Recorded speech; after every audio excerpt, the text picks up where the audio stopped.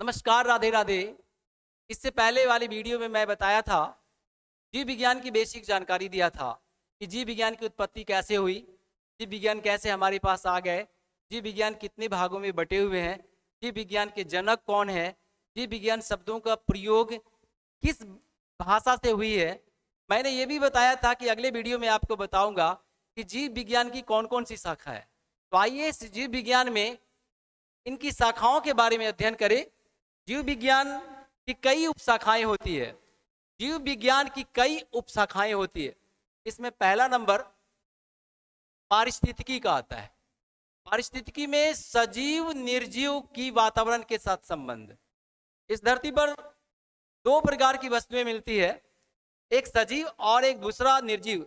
दोनों वातावरण के साथ संबंध स्थापित करते हैं। वातावरण के साथ संबंध स्थापित नहीं करेंगे तो दोनों का अस्तित्व ही नहीं रहेगा। जीव विज्ञान की दूसरी प्रमुख शाखा आकारिकी है। आकारिकी में जीव जंतुओं की आकृति का अध्ययन करते हैं। इसमें अध्ययन करते हैं कि जीव जंतुओं की आकृति कैसी होती है, क्योंकि जीव जंतु कई प्रकार के हैं। लाखों प्रकार के जीव जंतु इस धरती पर पाए जाते हैं। इसकी आकृति का अध्ययन करने का विषय आकारिकी है। जीव विज्ञान की उपशाखा में तीसरा नंबर कायिकी का आता है। तीसरा नंबर कायिकी का आता है। कायिकी में शरीर के विभिन्न अंगों के कार्यों का अध्ययन करते हैं। हमारे शरीर में, जीवों के शरीर में कई प्रकार के अंग होते हैं और सभी अपने अलग अलग कार्यों को संपन्न करते हैं। तो इसमें हम अध्ययन करते हैं कायिकी उपशाखा से। जीव विज्ञान की उपशाखा चौथा नंबर न्यूरोलॉजी। न्यूरोलॉजी में तंत्रिका तंत्र का अध्ययन किया जाता है। न्यूरोलॉजी में हम तंत्रिका तंत्र का अध्ययन करते हैं। हमारे शरीर का निर्माण जो हुआ है ना, ये तंत्रिकाओं से हुआ है। तंत्रिका ही सब कुछ है। तंत्रिका हमारी फीलिंग करवाता है, तंत्रिका सारे कार्यों को संपन्न करता है। तंत्रिका तंत्र, तो तंत्रिका तंत्र का हम अध्ययन करते हैं न्यूरोलॉजी के द्वारा। जीव विज्ञान की उपशाखा की पांचवी कड़ी हिमेटोलॉजी। हिमेटोलॉजी में रुधिर का अध्ययन करते हैं, इसके रोगों का अध्ययन करते हैं। हिमेटोलॉजी में रक्त का अध्ययन किया जाता है और इससे संबंधित रोगों का अध्ययन करते हैं।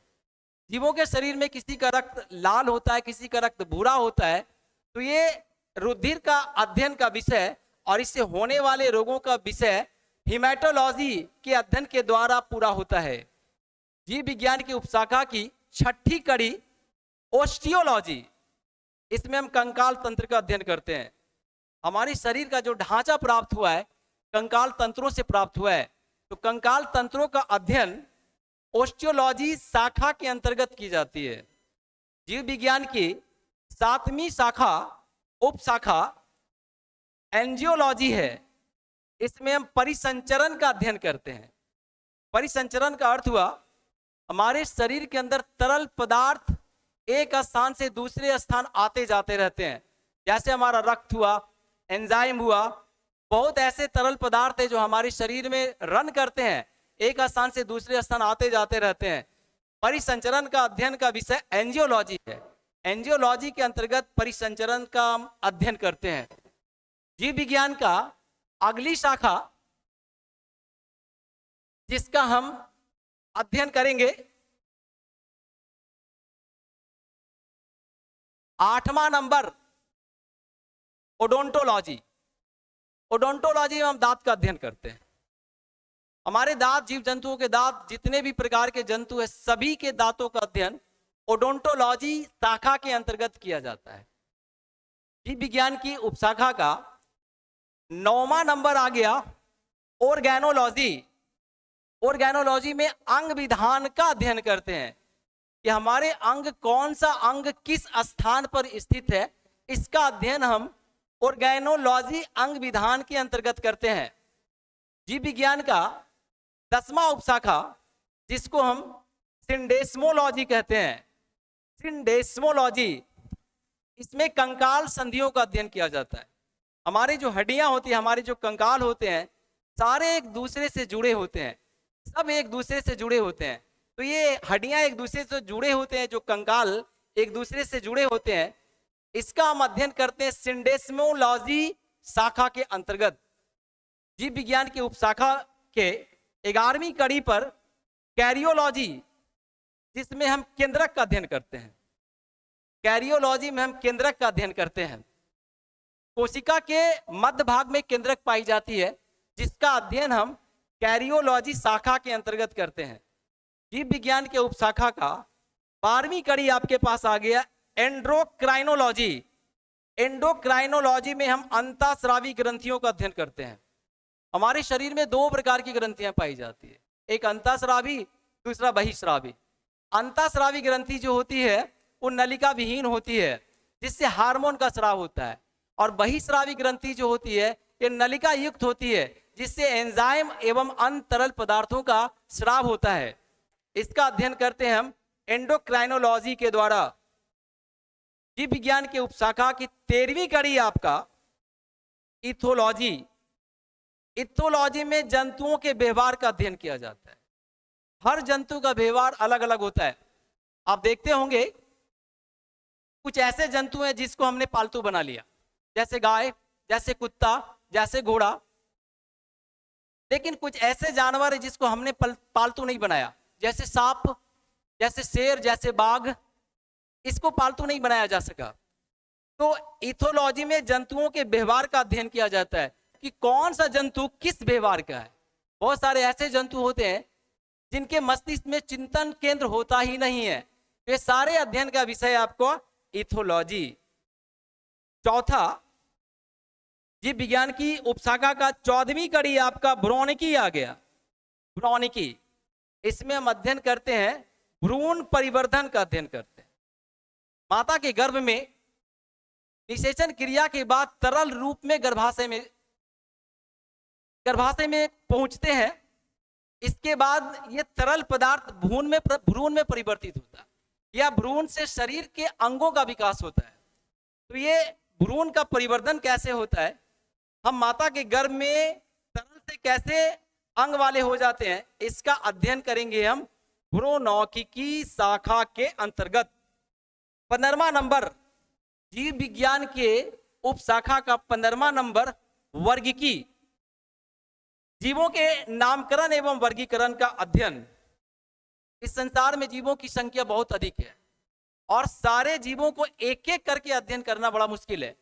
इसलिए आर व्हिटेकर ने सारे जीवों को 5 भागों में बांट दिया और अध्ययन को आसान बना दिया। तो इसमें जीवों के नामकरण और वर्गीकरण का अध्ययन हम वर्गीकी के अंतर्गत करते हैं। जीव विज्ञान के उपशाखा का 16वीं कड़ी अनुवंशिकी। अनुवांशिकी, इसमें माता पिता का लक्षण बच्चों में जाने का अध्ययन करते हैं। माता पिता का लक्षण बच्चों में कैसे जाता है, माता पिता का लक्षण बच्चों में कैसे जाता है, इसका हम अध्ययन करेंगे आनुवंशिकी शाखा में। तो माता पिता का लक्षण बच्चों में जो जाता है वो डीएनए के द्वारा जाता है। जीव विज्ञान की उपशाखा का 17वीं कड़ी, जिसको ट्रोफोलॉजी कहते हैं। ट्रोफोलॉजी में हम पोषण का अध्ययन करते हैं। पोषण किसको कहते हैं, हम जो खाना खाते हैं और ये पोषक तत्व में परिवर्तित हो जाता है, जो हमारे शरीर के वृद्धि और विकास के लिए जरूरी होता है, उसको हम पोषण कहते हैं। तो पोषण का अध्ययन हम ट्रोफोलॉजी शाखा के अंतर्गत करते हैं। 18वां नंबर आ गया, जिसको कहते हैं एंथ्रोपोलॉजी। एंथ्रोपोलॉजी, एंथ्रोपोलॉजी में मानव की संस्कृति का अध्ययन किया जाता है। एंथ्रोपोलॉजी में मानव के संस्कृति का अध्ययन किया जाता है। मानव की संस्कृति में मानव का खान पान, पहनावा उढ़ावा, शादी विवाह, रहन सहन सारे आते हैं। इस सारे का अध्ययन हम एंथ्रोपोलॉजी शाखा के अंतर्गत करते हैं। जीव विज्ञान के उपशाखा का 19वीं कड़ी कीमोथेरेपी। कीमोथेरेपी में दवाइयों के उपचार का अध्ययन करते हैं। कीमोथेरेपी एक ऐसी शाखा है, इसमें खासकर कैंसर रोगियों को दवाई के द्वारा ठीक करने की कोशिश की जाती है। तो कैंसर रोगियों के दवाई के द्वारा कैसे ठीक करेंगे, इसका अध्ययन करते हैं हम कीमोथेरेपी के द्वारा अध्ययन करते हैं। आगे हम लोग बढ़ेंगे।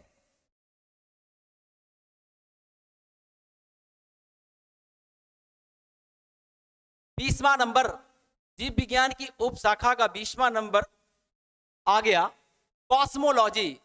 कॉस्मोलॉजी, कॉस्मोलॉजी में हम ब्रह्मांड का अध्ययन करते हैं। ब्रह्मांड का मतलब होता है कि ये आप जो देख रहे हो ना, इस ब्रह्मांड का एक सुई के नोक के बराबर भी हमारी पृथ्वी नहीं है। तो ब्रह्मांड बहुत ही विस्तार है। तो ब्रह्मांड का अध्ययन हम जो करते हैं ना, कॉस्मोलॉजी शाखा के अंतर्गत करते हैं। जीव विज्ञान का 21वीं उपशाखा को एक्स बायोलॉजी कहा जाता है। एक्स बायोलॉजी में पृथ्वी को छोड़कर अन्य ग्रहों एवं उपग्रहों का अध्ययन किया जाता है। एक्स बायोलॉजी में पृथ्वी को छोड़ देंगे तो इसके अतिरिक्त और भी ग्रह है, इसके अतिरिक्त और भी उपग्रह है, सारे का अध्ययन जो हम करते हैं वो जीव विज्ञान के एक्स बायोलॉजी शाखा के अंतर्गत करते हैं। जीव विज्ञान के उपशाखाओं में 22वां नंबर आपका आ गया, जिसको कहते हैं हम जीरेंटोलॉजी। जीरेंटोलॉजी में वृद्धावस्था का अध्ययन किया जाता है कि एक व्यक्ति कैसे बूढ़ा हो जाता है। एक छोटा सा बालक बड़ा होता है, बड़ा होता है और बड़ा होता है, युवक होता है, पौढ़ावस्था में आता है, वृद्धावस्था में आता है, फिर मर जाता है। बट वो कैसे, ऐसा कैसे होता है? सिंपल सी बात है, हमारी कोशिकाओं का भी एक उम्र होता है। जब उम्र बढ़ती है ना तो कोशिकाओं डेथ करती है। हालांकि कोशिका का न्यू जनरेट होता है, लेकिन एक एज के अनुसार कोशिकाओं का न्यू जनरेट नहीं होता है। इसलिए देखते होंगे कि जितना आदमी बूढ़ा हो जाता है वो लुरलुर हो जाता है, उसका सारी कोशिका लटक जाती है, वो बाहर भी और शरीर के अंदर भी। इस प्रकार वृद्धावस्था आता है और व्यक्ति की मौत हो जाती है। तो वृद्धावस्था का हम जो अध्ययन करेंगे जीरेंटोलॉजी शाखा के अंतर्गत करते हैं। जीव विज्ञान का अगला शाखा जिसका नंबर 23वां आया है, इसको हार्टिकल्चर कहते हैं। हार्टिकल्चर में हम फल फूल साग सब्जी का उगाने का अध्ययन करते हैं कि फल फूल साग सब्जी को कैसे उगाएंगे, अधिक से अधिक उत्पादन हम कैसे करेंगे। जीव विज्ञान का 24वां उपशाखा जिसको मैमोग्राही कहते हैं, स्त्रियों के स्तन में जो कैंसर होता है इसका अध्ययन किया जाता है और इसी अध्ययन के द्वारा इससे जांच की जाती है मैमोग्राफी से। वर्तमान समय में स्त्रियों में 2 तरह की कैंसर सबसे ज्यादा हो रही है। एक स्तन कैंसर हो रहा है, एक इसका गर्भाशय कैंसर, यूट्रस कैंसर सबसे ज्यादा हो रहा है।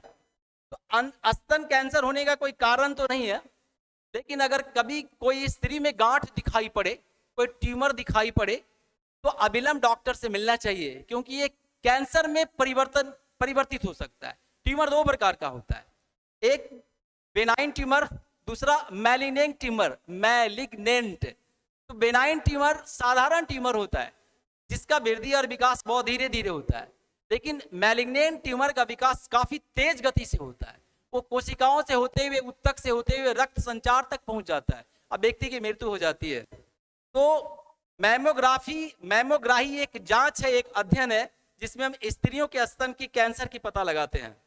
जीव विज्ञान की 25वां शाखा मीटियोलॉजी, जिसमें मौसम परिवर्तन का अध्ययन करते हैं।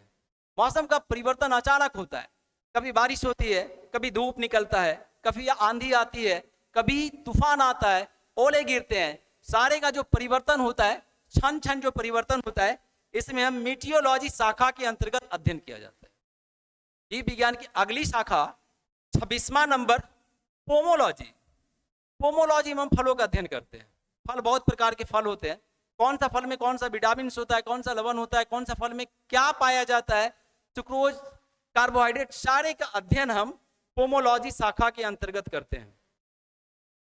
जीव विज्ञान की शाखा में, उप शाखा में 27वां नंबर सिस्मोलॉजी। सिस्मोलॉजी में हम भूकंप का अध्ययन करते हैं। भूकंप कैसे आता है, भूकंप की तीव्रता क्या होती है, भूकंप का जो रे होता है, जो गति होती है, वो पृथ्वी के किस ओर मूव करती है, कैसे मूव करती है, सारे के सारे इसके 3 प्रकार के तरंग कौन कौन होते हैं। ये तरंग PSL होता है। पी तरंगे जो होता है वो पृथ्वी के इस पार से उस पार जाने कम समय में चला जाता है। एस तरंगे पृथ्वी के बीच में फंस जाता है। एस तरंगे जल में महसूस नहीं करते हैं।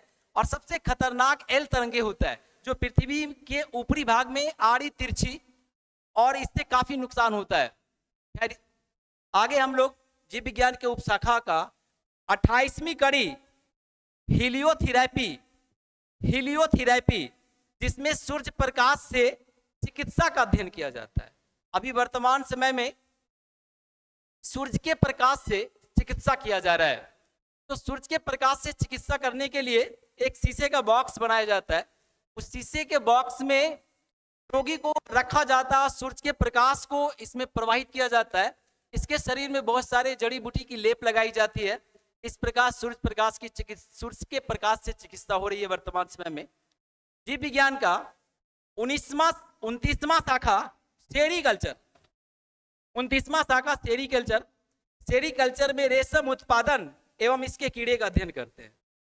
सेरीकल्चर में रेशम का उत्पादन प्राकृतिक रूप से और इसके कीड़े का अध्ययन करते हैं। रेशम का कीड़ा जो होता है इस शहतूत की पत्तियों को खाता है, इसके पेड़ पर रहता है, वो स्राव करता है, यही स्राव धागा का रूप ले लेता है।